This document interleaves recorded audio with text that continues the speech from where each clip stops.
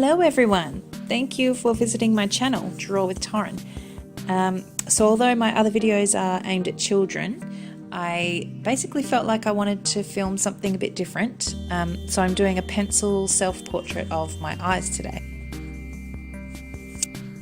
So I'll talk you through as I go through the speed drawing and hopefully give you some tips to people who might be struggling with getting them to look real.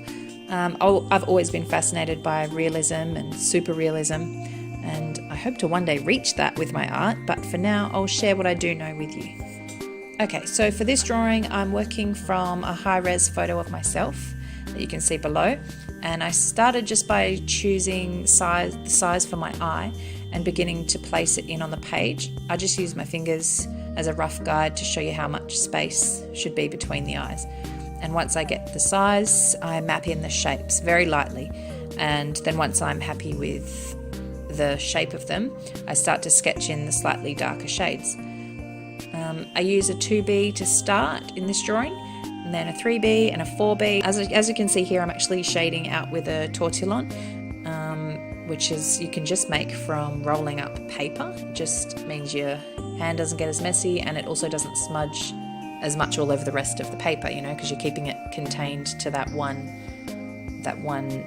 utensil kind of thing. But I often use my finger anyway, and then in the tighter areas like these ones, I can just use the tortillon to get a little bit sharper, into sharper points rather. I always remember my uncle saying to me when I was little, only draw what you see, don't assume something's there. This is a little tip, I guess, that if you maybe don't know that already, but I remember this being so valuable for me because I would often make the iris part of the eye a full continuous line, but as you can see here, the highlight at the bottom separates the outline in two. It's always good to double check the reference photo and make sure you're not adding something that you think should be there when it's not really. So I'm just building up the layers and tones everywhere, layer upon layer to get the desired effect, really.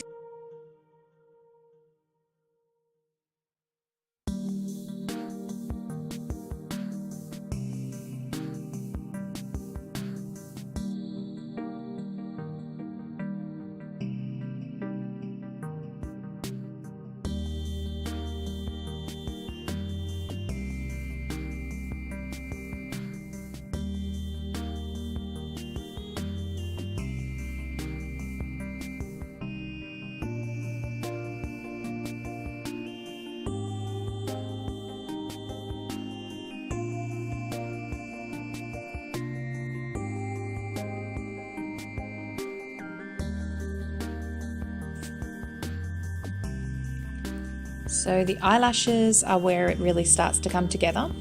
So I'm making sure to curl the lashes as if they are coming out of the lid and flicking up and following around the eye, so keep this in mind. So when you're putting in each individual lash, you just want to make sure that you're following where that arc would go as it kind of rounds around the eye. And you've got to have some crossing each other or clumping together, just makes them actually look more natural and much more realistic if you do this. I basically, for the eyebrows, just do lots of strokes, mimicking where the hair growth would go. And then once again in layers, starting with the lighter shades for those blonde hairs, and then as they get darker and thicker, doing some darker strokes. And yeah, as I said, just make sure you're following it in the way the hair would grow.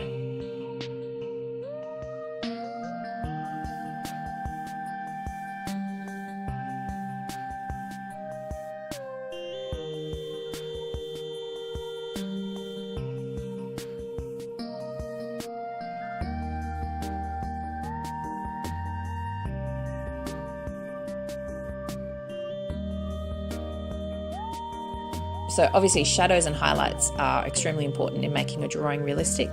So to add a dramatic pop of contrast, I use a black Prismacolor pencil, and that's in the pupil and the lash line, as you can see here. I also used a white ink pen to add a few highlights through the eye to make it look glossy, just like it shows in the photo. There's some little highlights that come up. and then you end up with the final product like this. So I hope you enjoyed this, guys. Please leave comments below. I do need feedback, if you can. Let me know what I need to do to improve these videos and make them better, or just let me know what you'd want to see. I'd love some ideas to know what you guys are actually wanting to watch.